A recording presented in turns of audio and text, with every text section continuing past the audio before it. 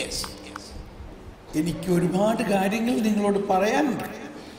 ഒരു 2-3 ദിവസവും കൂടി പറയാനുള്ള ആഗ്രഹമുണ്ട്. പക്ഷെ എന്ത് ചെയ്യാൻ പറ്റും? നമുക്ക് നാളത്തെ കഴിഞ്ഞാൽ നമ്മുടെ സമയം കഴിഞ്ഞല്ലോ. നാളെ ഉച്ചവരെ ഉള്ളു താനും. അതുകൊണ്ട് ഇന്ന് രാത്രി മുഴുവനും അങ്ങ് പറഞ്ഞാലോ?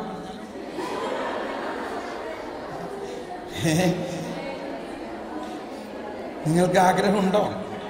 ദാഹമുണ്ടോ? ഉണ്ടോ? ഓ, പ്രൈസ് ദി ലോർഡ്. നോക്കാം നമുക്ക് എത്ര മണിവരെ ഇന്ന് ഇരിക്കുന്നു.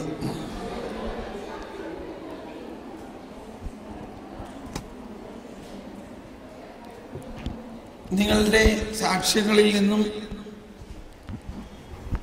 വളരെ നന്നായിരുന്നു.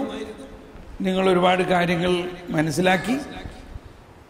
എന്നാൽ അതിൽ ഞാനിത് പറയുന്നത് നിങ്ങളെ അതിൻ്റെ കൂടുതൽ ആഴങ്ങളിലേക്ക് എടുക്കാൻ വേണ്ടിയാണ് കേട്ടോ, ഒരു വിമർശനമല്ല. ഒന്നില്ലെങ്കിൽ ഇതിലും കൂടുതൽ ബോധ്യങ്ങളുള്ളവർ അവിടെ വെറുതെ ഇരിക്കുകയാണ്, അവർ വന്നിട്ടില്ല. അപ്പം ഇതിനെ കുറേയും കൂടി ഡീപ്പായിട്ടുള്ളൊരു ചിന്തയാണ് നമുക്ക് വേണ്ടത്. അതിങ്ങനെയാണ്. ഇപ്പം നമ്മൾ ഈ ഫരിസേയരുടെ നീതി എന്ന് പറയുന്നത്, ഇവിടെ പറഞ്ഞത് ഫരിസേയ സ്വഭാവം എന്ന് പറഞ്ഞത് മറ്റുള്ളവരെ വിമർശിക്കുന്ന സ്വഭാവങ്ങൾ, അതൊരു വശമേ ആയിട്ടുള്ളൂ. അതല്ല ഫരിസേയരുടെ നീതിയുടെ പ്രധാന ഘടകം കേട്ടോ. ഇത് എളുപ്പം മനസ്സിലാകാൻ വേണ്ടിയാണ് പറയണത് കേട്ടോ. ഫരിസേയരുടെ നീതിയുടെ ഒരു വശം ഈ പറഞ്ഞതാണ്, അത് തീർച്ചയായിട്ടും നമുക്ക് ദൂഷ്യം ചെയ്യുന്നു. മറുവശം, അവർ ദൈവത്തിൽ ആശ്രയിക്കാതെ അവരുടെ സ്വന്തം ശക്തിയിൽ ആശ്രയിച്ചുകൊണ്ട് പാപത്തെ അകറ്റാൻ ശ്രമിക്കുന്നു എന്നുള്ളതാണ്. അത് നമുക്കിനി പൗലോസ്ലീഹയുടെ ലേഖനങ്ങളിൽ നിന്ന് പഠിക്കാം കേട്ടോ. അപ്പോൾ അത് കുറച്ചുകൂടി നിങ്ങൾക്ക് ക്ലിയർ ആവും. ഇത് മനസ്സിലായി കഴിഞ്ഞാലുണ്ടല്ലോ ഭയങ്കര ആനന്ദമാണ് ജീവിതം.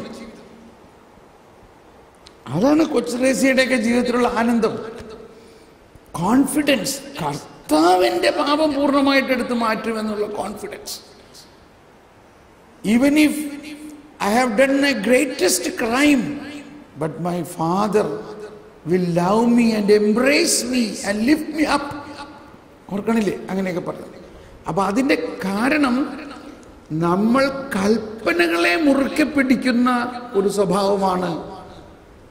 അതാണ് ഫരിസേയരുടെ നീതിയുടെ ഘടകം. അതുകൊണ്ടാണ് ഈശോ പറഞ്ഞത്, നിങ്ങളുടെ നീതി ഫരിസേയരുടെ നീതി അതിശയിക്കുന്നതായിരിക്കണം. അത് ഈ വിമർശനിക്കുന്ന, കുറ്റം കണ്ടുപിടിക്കുന്നത് ഒരു വശമേ ആകുന്നുള്ളൂ.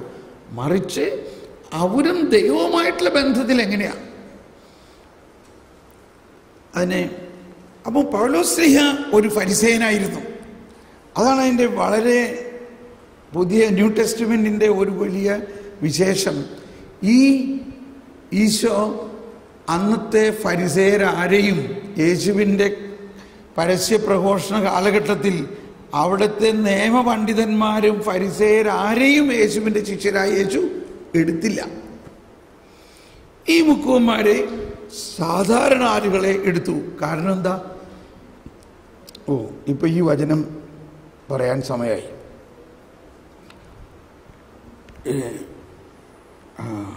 ലൂക്കായുടെ സുവിശേഷം 5-ാം അധ്യായത്തിൽ പറയുന്നുണ്ട്.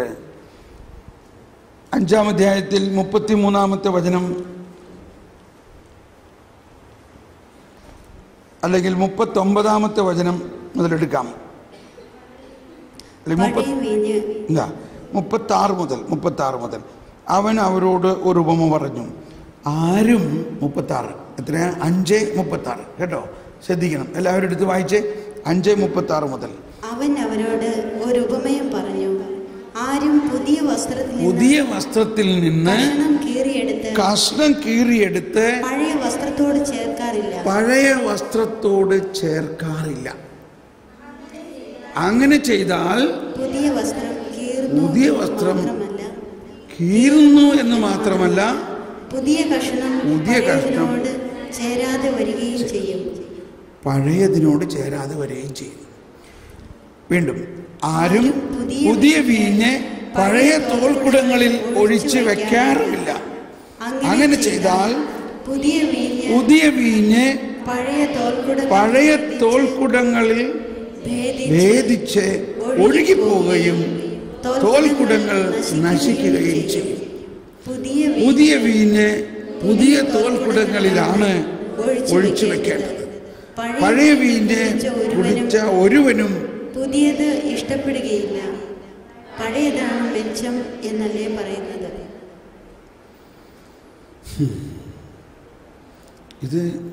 ഇതൊക്കെ വിശദീകരിച്ച് വരുമ്പോൾ രാത്രി പാതിരിയാവും.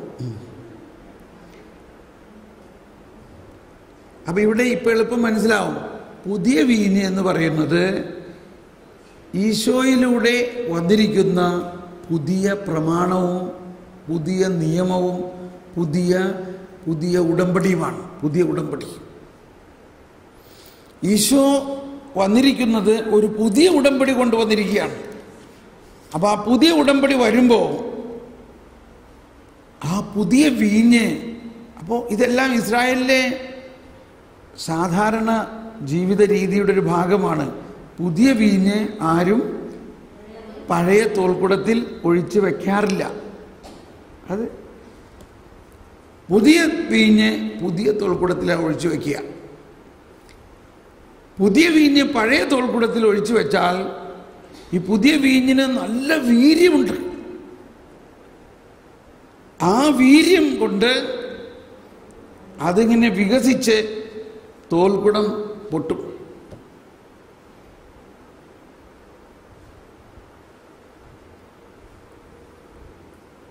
അതാണ് വാസ്തവത്തിൽ ഇപ്പോൾ നമ്മളിലൊക്കെ ഒരുവിധം നടന്നുകൊണ്ടിരിക്കുന്നത്. നമ്മൾ പുതിയ തോൽക്കുടമാകണം. പുതിയ വീഞ്ഞ് വന്നു കഴിഞ്ഞു. പുതിയ വീഞ്ഞാകുന്ന യേശുവിനെ നമ്മൾ സ്വീകരിച്ചു കഴിഞ്ഞു. പക്ഷേ ഇപ്പോഴും നമ്മൾ പഴയ തോൽക്കുടമാണോ എന്നുള്ളതാണ് സംശയം. പഴയ വീഞ്ഞ് പഴയ തോൽക്കുടത്തിൽ തന്നെയാണ്. അപ്പോൾ പഴയ തോൽക്കുടം എന്ന് പറയുന്നത് ഫരിസേയരുടെ സ്വഭാവം അനുസരിച്ച് നിയമം 10 കൽപ്പനകളെ മാത്രം മുറുക്കെ പിടിക്കുന്ന ഒരവസ്ഥയാണ്. കൽപ്പന പാലിച്ച് ജീവിക്കണം. ഈ ഫരിസേയരിൽ തന്നെ വളരെ കർശനമായിട്ടുള്ള നിയമം വയ്ക്കുന്ന ഒരു ഫരിസേയ സമൂഹമാണ് സദ്ദൂസീസ് എന്നുള്ളത്. സദ്ദുക്കായർ എന്ന് പറയുന്നവർ ഈ മോശയുടെ 5 പുസ്തകം മാത്രമേ അവർ കണക്കാക്കുന്നുള്ളൂ. ബാക്കിയുള്ള പഴയ നിയമം അവർ കണക്കാക്കുന്നേ ഇല്ല. എന്നിട്ട് അക്ഷരം പ്രതി ആ നിയമത്തെ അനുസരിച്ച് ജീവിക്കുന്നതാണ് ദൈവത്തിന് പ്രീതികരം എന്ന് അവർ വിശ്വസിക്കുന്നു. അതാണ് ദൈവനീതി എന്നവർ വിശ്വസിക്കുന്നു. അപ്പോൾ ഇങ്ങനെയുള്ള അവസ്ഥയെ കണ്ടുകൊണ്ടാണ് ഈശോ പറയുന്നത്, പുതിയ വസ്ത്രം. ഇപ്പം നിങ്ങൾക്കൊരു പുതിയ ഉടുപ്പ് കിട്ടി. ആ ഉടുപ്പ് കിട്ടിയാൽ പിന്നെ അതിനകത്തുനിന്ന് കുറച്ച് മുറിച്ച് ആ പഴയത് ചെരുക്കോ? അത് വിട്ടിത്തരല്ലേ. പുതിയത് കീറിപ്പോയി. പഴയതിലൊരു പാച്ച് വെക്കാൻ വേണ്ടി പുതിയതിൽ നിന്ന് കഷ്ണം മുറിച്ചെടുക്കും ആരെങ്കിലും? ആരും അങ്ങനെ ചെയ്യില്ല.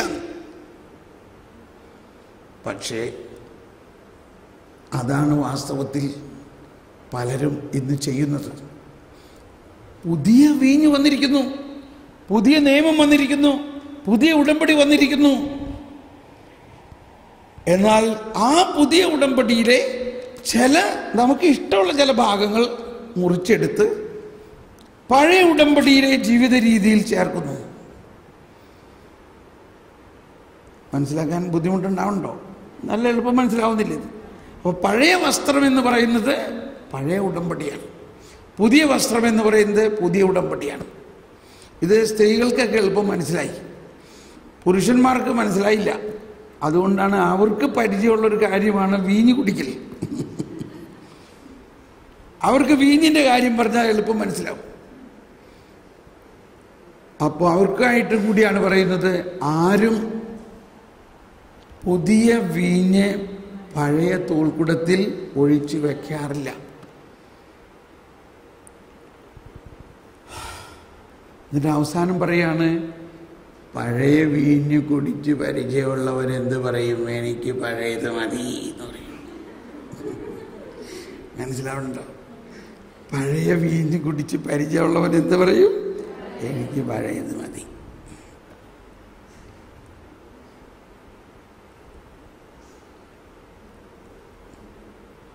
വളരെ ബുദ്ധിമുട്ടാണ്.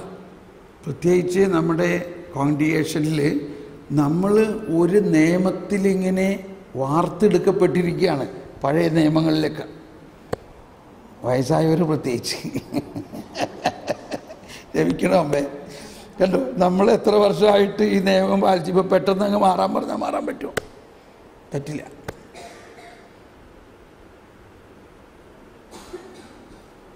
അപ്പോൾ ഇവിടുത്തെ നിയമം എന്ന് പറയുന്നത് 10 കൽപ്പനകളും ആ 10 കൽപ്പനകളെ വ്യാഖ്യാനിക്കുന്ന വിധങ്ങളുമാണ്. അവർ ഈ 10 കൽപ്പനകളെ ഒരു 800ഓളം കൽപ്പനകളായി വ്യാഖ്യാനിച്ച് വെച്ചിരിക്കുകയാണ്. ആ ചട്ടം മാറ്റാൻ വേണ്ടിയാണ് ഈശോ വന്നിരിക്കുന്നത്. ഈ പശ്ചാത്തലത്തിലാണ് നമ്മൾ കാനായിലെ കല്യാണത്തെ കാണേണ്ടത്. ശ്രദ്ധിക്കണം കേട്ടോ. ഒന്ന് കൈവീശി കാണിച്ചേ. ജയ് ബോലോ ജയ് ബോലോ യേശു മസീഹാ കി ജയ് ബോലോ. come on. ജയ് ബോലോ ജയ് ബോലോ യേശു മസീഹാ കി ജയ് ബോലോ. Okay, thank you. നമ്മൾ പലപ്പോഴും ഞാൻ തന്നെ പണ്ട് ഒരുപാട് പ്രസംഗിച്ചിട്ടുള്ളതാണ് ഈ കാനായിലെ കല്യാണത്തെക്കുറിച്ച്. അവർ വിവാഹവിരുന്നിലുണ്ടായ വലിയ ഒരു പ്രയാസം മാറ്റി യേശു ഇല്ലേ? ഒരു കല്യാണ വീട്ടിൽ ബിരിയാണി തീർന്നു പോയാലത്തെ അവസ്ഥ എന്താ എന്ന മാതിരി അവിടുത്തെ വീഞ്ഞ് തീർന്നു പോയപ്പോൾ ആ കുടുംബത്തെ ദൈവം മുൻകൂട്ടി കണ്ട് സഹായിച്ചു. ഇങ്ങനെ പല വ്യാഖ്യാനങ്ങളുണ്ട്. പക്ഷേ അതൊന്നുമല്ല അതിൻ്റെ അർത്ഥം.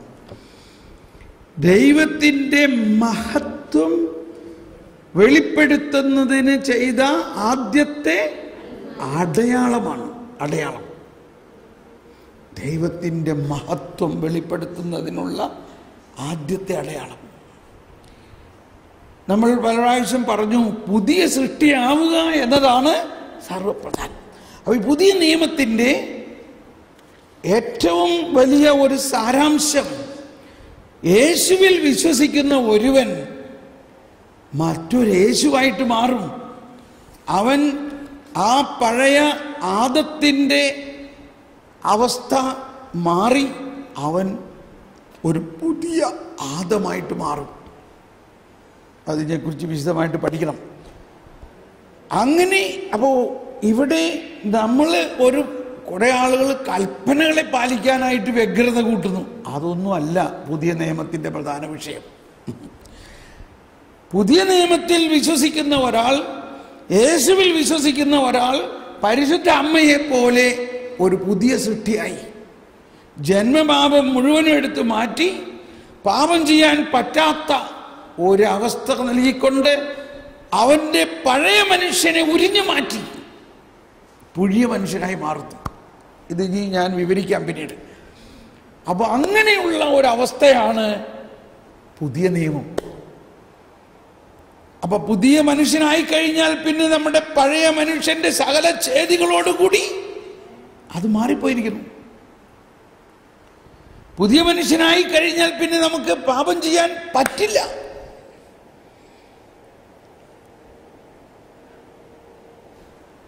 പുതിയ ഉടമ്പടിയുടെ ഭാഗമായി മാറി നമ്മൾ.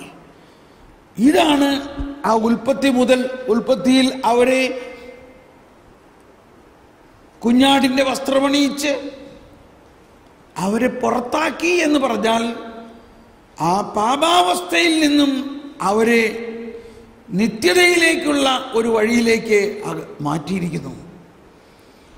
അപ്പോൾ ഈ പുതിയ ഉടമ്പടി പുറത്തു കൊണ്ടുവരാനുള്ള സമയമായി, അതിൻ്റെ ഒരു സൂചന നൽകാനുള്ള സമയമായി. എന്നാൽ അത് വാസ്തവത്തിൽ സംഭവിക്കുന്നത് യേശുവിൻ്റെ പുനരുത്ഥാനത്തിന് ശേഷമാണ്.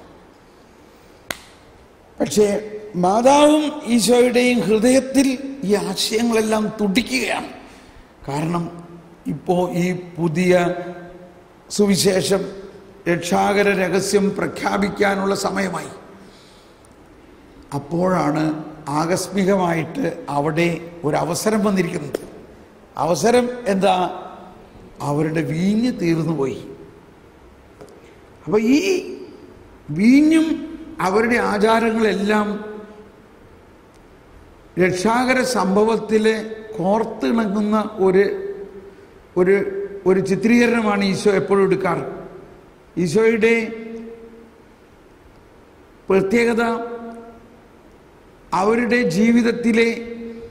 ജീവിതത്തിലെ സാധാരണ ജീവിതത്തിൻ്റെ എല്ലാ കാര്യങ്ങളും ഈശോ ആത്മീയമായ ഒരു അർത്ഥം കൊടുക്കുന്ന രീതിയിൽ, അവരെ ഓർമ്മിപ്പിക്കുന്ന രീതിയിൽ എടുക്കുന്ന ഒരു സ്വഭാവമാണ്. ഇപ്പോൾ കാല് കഴുകുന്നത് കണ്ടോ?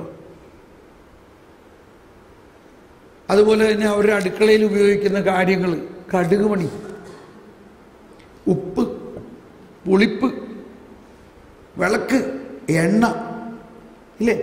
ഇതൊക്കെ നമ്മുടെ ജീവിതത്തിലെ സാധാരണ കാര്യങ്ങൾ. എന്ന മാതിരി തന്നെയാണ് വീഞ്ഞ്. അപ്പോൾ വീഞ്ഞും ഇസ്രായേലിലും മറ്റു പല രാജ്യങ്ങളിലും വീഞ്ഞ് അവരുടെ ജീവിതത്തിൻ്റെ ഒരു പ്രത്യേക കാര്യമാണ്. ഇറ്റലിയിലെല്ലാം പോയി കഴിഞ്ഞാൽ ഊണ് കഴിക്കുന്ന നേരത്ത് ആരും വെള്ളം കുടിക്കില്ല, വീഞ്ഞാ കുടിക്കണം. എന്ന മാതിരി ഇസ്രായേലിൽ ധാരാളം മുന്തിരിത്തോട്ടങ്ങളുണ്ട്, വീഞ്ഞുണ്ട്, പലതരത്തിലുള്ള വീഞ്ഞുണ്ട്, പഴയ വീഞ്ഞുണ്ട്, പുതിയ വീഞ്ഞുണ്ട്. സാധാരണഗതിയിൽ അവരുടെ വീഞ്ഞ് തീർന്നു പോയപ്പോൾ മാതാവ് ഈശോയുടെ അടുത്ത് വന്ന് പറയുകയാണ്, ദേ അവരുടെ വീഞ്ഞ് തീർന്നു. ഇപ്പൊ ഈശോ പറയാണ്, എൻ്റെ സമയമായിട്ടില്ലല്ലോ. അപ്പൊ ഈ മാതാവും ഈശോയും കൂടി മുഖാമുഖം വാക്കുകൊണ്ട് പറയണത് കൂടാണ്ട് അവരകത്തും എന്തൊക്കെ സംസാരിക്കുന്നുണ്ട്. അത് മുഴുവനും പുറത്തെഴുതിയിട്ടില്ല. അവരെ സംബന്ധിച്ച് അവരൊരു ഹൃദയമാണ്. മാതാവ് ഒന്ന് ചിന്തിക്കുമ്പോഴേക്കും അതോടനെ ഈശോൻ്റെ മനസ്സിൽ വന്നു, ഈശോ ഒന്ന് ചിന്തിക്കുമ്പോഴേക്കും അതോടനെ മാതാവിൻ്റെ മനസ്സിൽ വന്നു. ഇത് നമ്മളിങ്ങനെ തന്നെയാണ് കേട്ടോ. നമ്മളൊന്ന് ചിന്തിക്കുമ്പോഴേക്കും ഈശോനത് മനസ്സിലായി. ഈശോ ചിന്തിക്കുന്ന കാര്യവും നമുക്കും മനസ്സിലാവുന്നുണ്ട്. ശരിക്കും നമ്മൾ ആ ഒരു ലെവലിൽ വരും. അപ്പോൾ ഈശോ പറയാണ്, എൻ്റെ സമയമായിട്ടില്ലല്ലോ.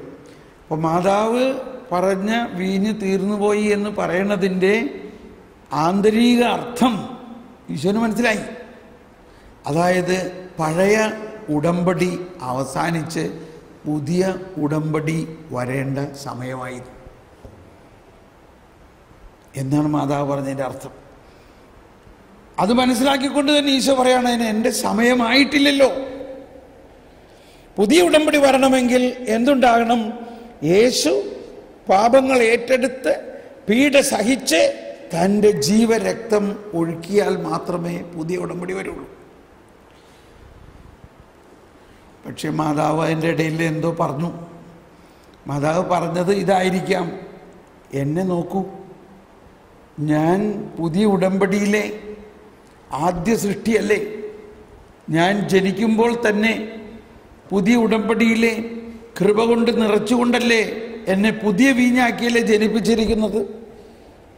പുതിയ ഉടമ്പടിയുടെ സമയം പൂർണ്ണമാകുന്നതിന് മുൻപ് തന്നെ മുൻകൂറായിട്ട് എന്നെ പുതിയ ഉടമ്പടിയുടെ എല്ലാ യോഗ്യതകളും തന്നിട്ട് ജനിപ്പിച്ചില്ലേ. മനസ്സിലായി. ഓക്കെ. അപ്പം നമുക്ക് അതുപോലെ ഒരു മുൻകൂർ അവതരണം നടത്താമെന്ന്. അത് തന്നെ ഞാൻ പറയണേ. ഇത്രയും അവർ ഉള്ളിലുള്ളിൽ പറയണം.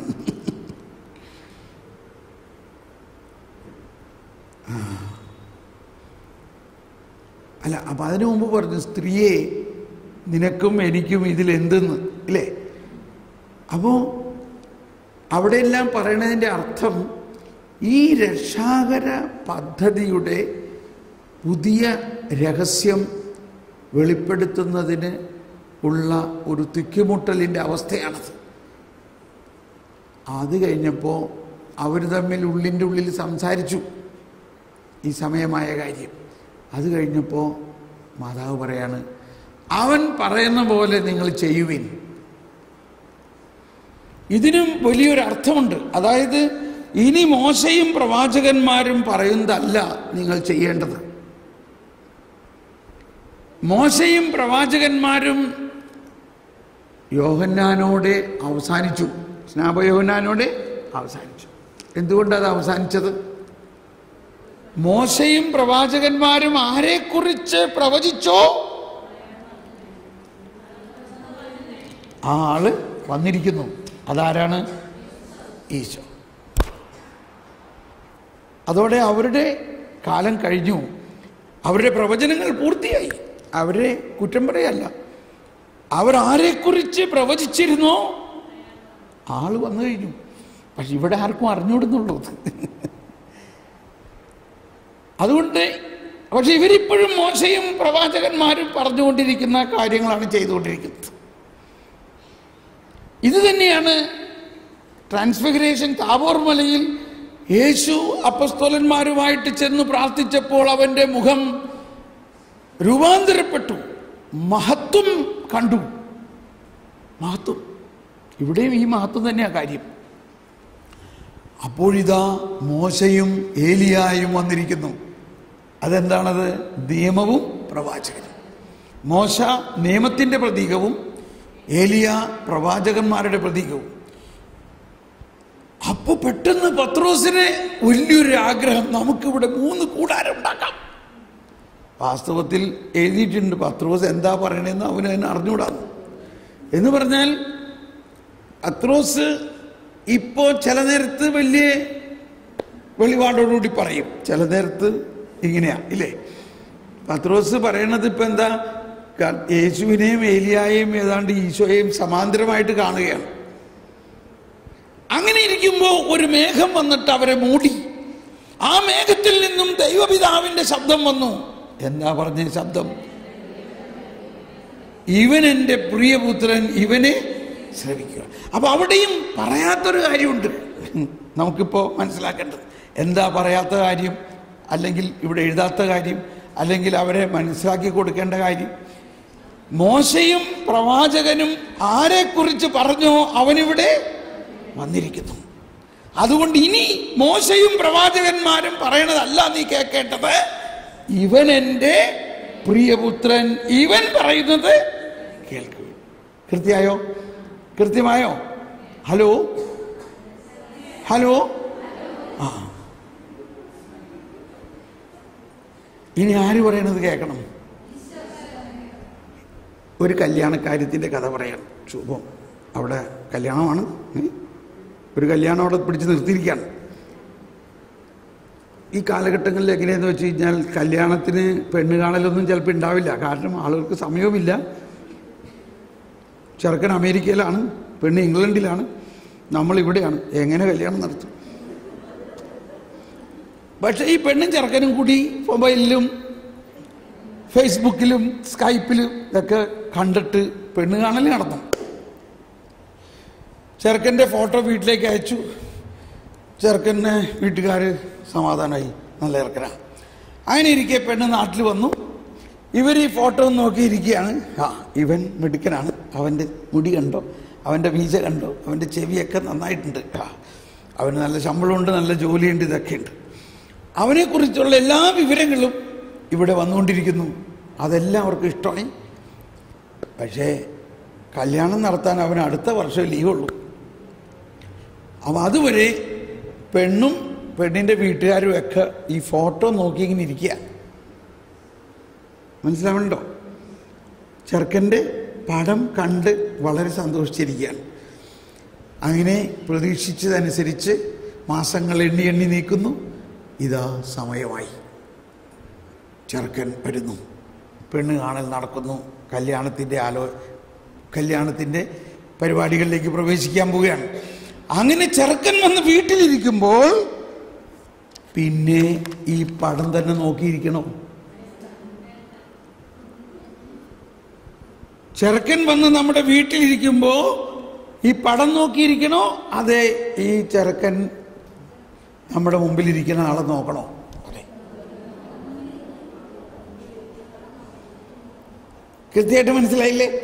മോശയും ഏലിയായും വരാനിരിക്കുന്ന ചെറുക്കൻ്റെ മണവാളന്റെ പടം നമുക്ക് തന്നിരിക്കുന്നു.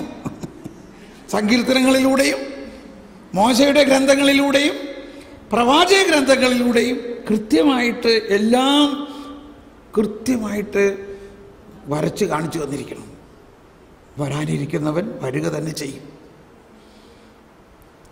വരാനിരിക്കുന്നവൻ വന്നു, എന്നിട്ടും അവര് പടം നോക്കിയിരിക്കുക.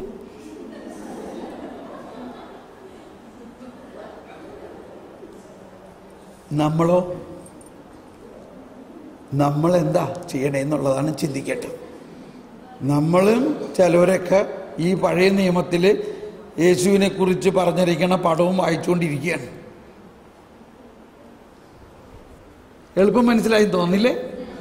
വരാനിരിക്കവൻ വന്നിരിക്കുന്നു.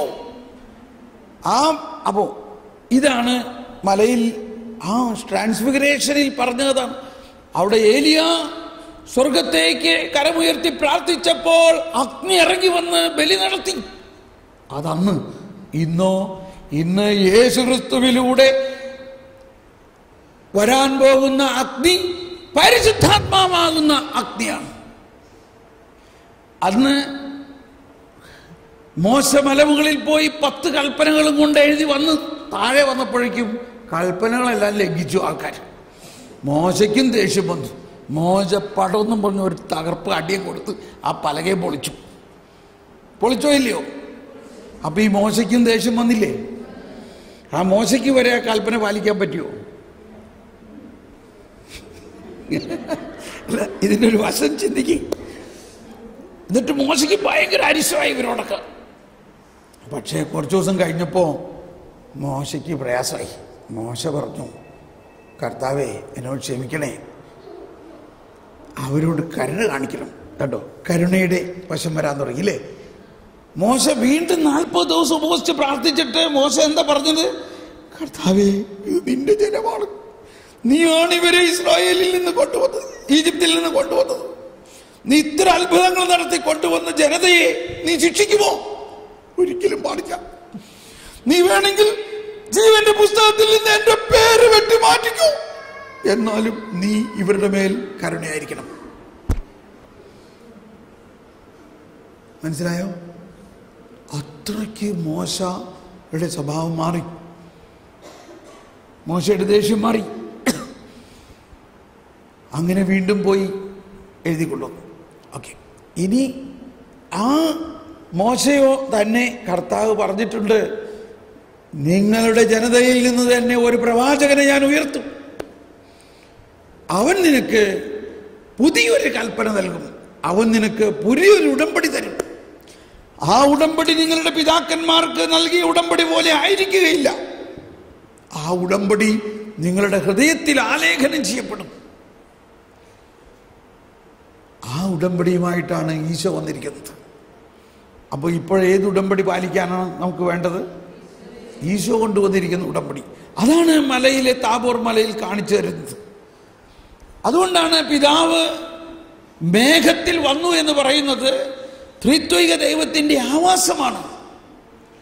ആ ത്രിത്വൈക ദൈവത്തിൻ്റെ ആവാസത്തിൽ അവർ ഇടിമുഴക്കം പോലെ കേട്ട സ്വരമിതാണ്. ഞാൻ അവിടെ അല്പം ചേർത്ത് പറയുകയാണ്, ഇനി നിങ്ങൾ മോശയോ പ്രവാചകനോ പറയുന്നതല്ല കേൾക്കേണ്ടത്. അവർ ആരെക്കുറിച്ച് പറഞ്ഞോ, അവൻ എൻ്റെ പ്രിയപുത്രൻ, അവനിതാ വന്നിരിക്കുന്നു, ഇനി അവൻ പറയുന്നത് കേൾക്കും. കൃത്യമായിട്ട് മനസ്സിലായില്ലേ? Is it clear? അതാണ് പുതിയ നിയമം എന്ന് പറയുന്നത്. അപ്പൊ ഇതിന്റെ മറ്റൊരു അവതരണമാണ്. ഇവിടെ ഒരു കാര്യം കൂടി കേൾക്കണം, നല്ലതാ. മോശയ്ക്ക് പണ്ട് ദൈവം മോശയുടെ മുമ്പിലൂടെ കടന്നുപോയപ്പോൾ പറഞ്ഞു, ഞാൻ നിന്റെ കൂടെ കടന്നു പോകും, പക്ഷെ എൻ്റെ മഹത്വം നീ ദർശിക്കയില്ല. ഓർക്കണ്ടോ? എൻ്റെ മഹത്വം നീ ദർശിക്കയില്ല. പക്ഷെ മോശ മരിച്ചു കഴിഞ്ഞപ്പോ ഇപ്പൊ താബോർ മലയിൽ മോശ വീട്ടിൽ വന്നേക്കണോ? അപ്പൊ എന്താ ദർശിച്ചേ? മഹത്വം ദർശിക്കണം, മഹത്വം ദർശിക്കണം. എന്തുകൊണ്ട്? ആ മഹത്വം ദർശിക്കാൻ കൊടുക്കാതിരുന്ന ദൈവം തമ്പുരാൻ പുത്രനായി വന്നിരിക്കുന്നു. പുത്രനായി വന്നിരിക്കുന്നതോടുകൂടി മഹത്വം, ദൈവത്തിന്റെ മഹത്വം നഗ്നനേത്രങ്ങൾക്ക് ദൃശ്യമായി വന്നിരിക്കുന്നു. ഇപ്പൊ ഇവിടെ പത്രോസും യോഹന്നാനും യാക്കോവും മഹത്വം ദർശിച്ചോ? ദർശിച്ചു. അവർ ജീവിച്ചിരിക്കെ ദർശിച്ചു. എന്നാൽ മോശ മരിച്ചു കഴിഞ്ഞിട്ടാണ് ദർശിക്കണേ. ഇപ്പം ആരോ ചിന്തിക്കുകയാണ്, ബ്രദറിന് ഇതൊക്കെ എങ്ങനെ മനസ്സിലായി? ഞാൻ ഈശോൻ്റെ മുമ്പിൽ ഇങ്ങനെ രാത്രിയിലൊക്കെ ഇങ്ങനെ ഇരുന്ന് പ്രാർത്ഥിക്കുമ്പോൾ ഇതിങ്ങനെ എനിക്ക് പറഞ്ഞു തരിക പരിശുദ്ധാത്മാവ്. ശരിക്കും അതാണ് നമ്മൾ ആ പ്രാർത്ഥനയുടെ കാര്യം. കർത്താവേ, നീ എനിക്ക് ഒരുക്കിയിരിക്കുന്നത് എനിക്ക് തായോ. എൻ്റെ ആഗ്രഹമൊന്നും ഞാൻ പ്രാർത്ഥിക്കുന്നില്ല. നമ്മൾ മെറ്റീരിയൽ ആയിട്ടുള്ള കാര്യങ്ങൾക്ക് വേണ്ടി പ്രാർത്ഥിക്കുമ്പോൾ, മറ്റുള്ളവരുടെ കാര്യങ്ങൾക്ക് വേണ്ടി പ്രാർത്ഥിക്കുമ്പോൾ, നമ്മുടെ തന്നെ മറ്റുള്ള കാര്യങ്ങൾക്ക് വേണ്ടി പ്രാർത്ഥിക്കുമ്പോൾ ഇതൊന്നും നമുക്ക് കിട്ടില്ല. ഇത് അവിടെ തന്നെ ഇരിക്കും. അപ്പോൾ നമ്മുടെ പ്രാർത്ഥനയിൽ വളരെ വ്യത്യാസം ഉണ്ടാകണം. ദൈവമേ, വെളിപ്പെടുത്തലുകൾ നൽകണേ. അപ്പോൾ ഈ പശ്ചാത്തലത്തിൽ നമുക്ക് ചിന്തിക്കാം, എന്താണ് കാനായിൽ നടന്നത്? അവൻ്റെ മഹത്വം വെളിപ്പെടുത്തി. മാതാവ് പറഞ്ഞതും ഇവിടെ പിതാവ് പറഞ്ഞത് തന്നെയാണ്.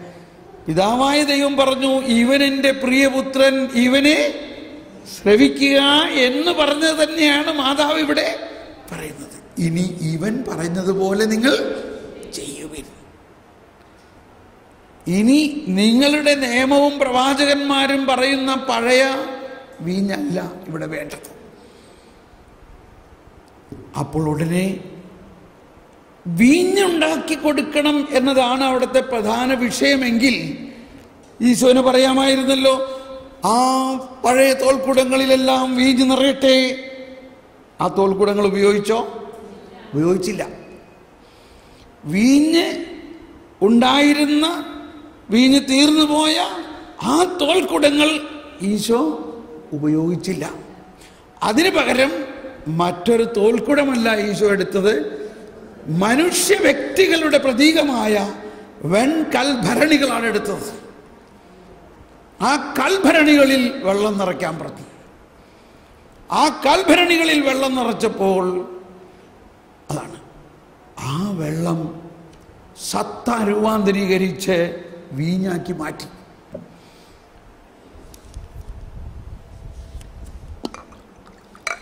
വെള്ളം എന്താണ്? ഓക്സിജനും ഹൈഡ്രജനുമാണ്. വെള്ളത്തിൻ്റെ മോളിക്യൂൾസ് എന്താണ്? Oxygen, hydrogen, H2O. ഈ H2O ആകുന്ന വെള്ളമാണ് ദൈവത്തിൻ്റെ ആദ്യ സൃഷ്ടികളിൽ ഒന്ന്. എന്നാൽ വീഞ്ഞിൻ്റെ മോളിക്യൂൾസ് എന്താണ്? ആർക്കെങ്കിലും അറിയോ?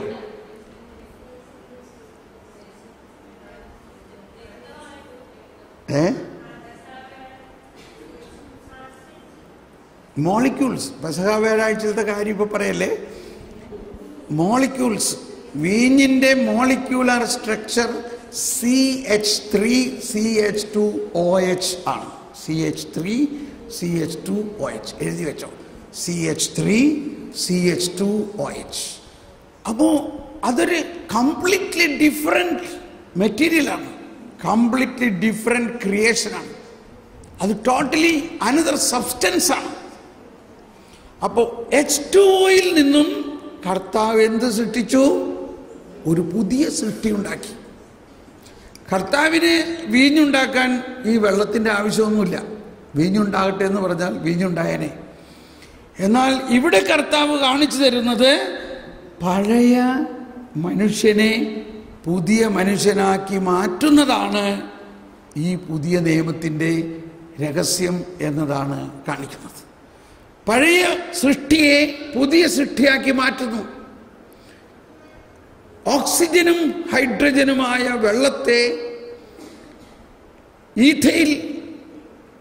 ഈഥൈൽ ആൽക്കഹോളിൻ്റെ പ്രധാന ഘടകമാകുന്ന CH3CH2OH ആക്കി മാറ്റിയിരിക്കുന്നു.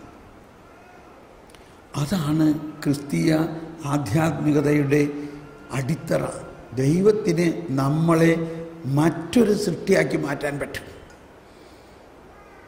അങ്ങനെ മറ്റൊരു സൃഷ്ടിയാക്കി മാറ്റുന്നതിൻ്റെ രഹസ്യമാണ് കാനായിലെ കല്യാണത്തിൽ പറഞ്ഞത്.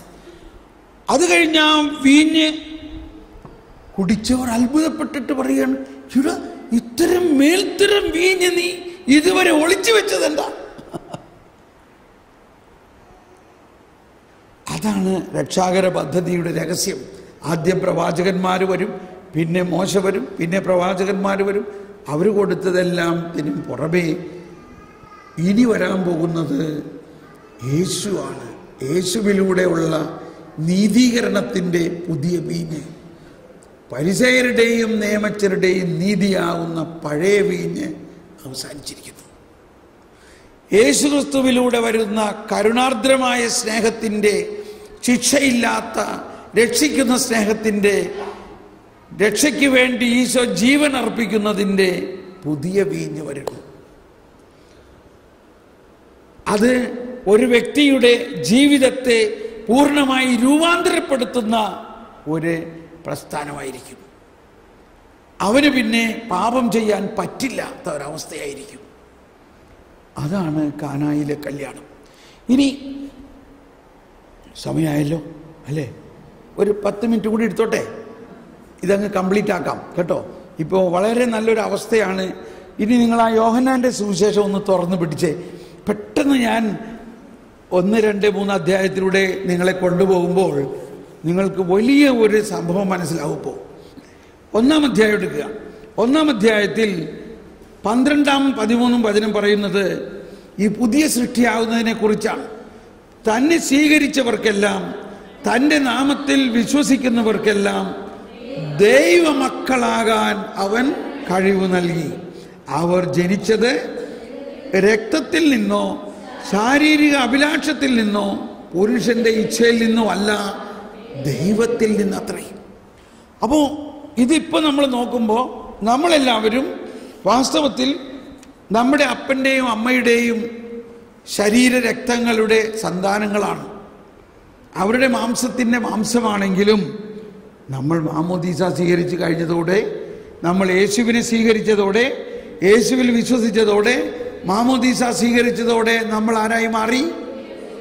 ദൈവമക്കളായി മാറി. അപ്പം ഞാൻ പല പ്രാവശ്യം പറഞ്ഞ ഒരു ആശയം മനസ്സിലാക്കി.